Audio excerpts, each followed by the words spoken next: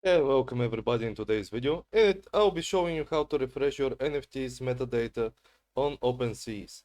Before we get into that, I'd like to quickly mention our sponsor for today's video, ANY. If you're looking for a quick and easy way to trade crypto online, ANY is the platform for you.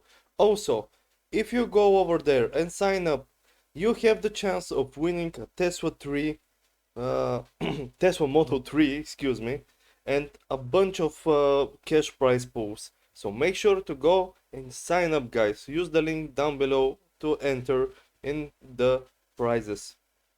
Also, FTMO. FTMO gives you the chance to trade with other people's money and keep up to 90% of the profits. Super good. Go check them out. You just have to be a good trader. Yep. Okay, so Openseas.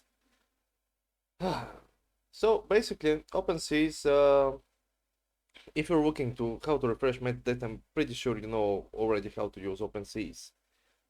So what you have to do is, of course, sign up with your sign in with your wallet, with your MetaMask wallet.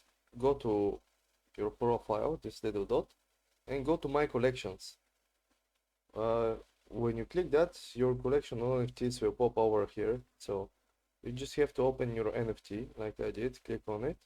So this is my untitled collection of my example NFT.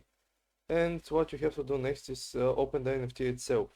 Once you've opened the NFT, there will be a little circle arrow on the top right. Just click it.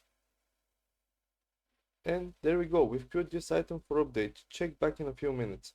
And in a few minutes, your metadata will be updated. And that's pretty much it.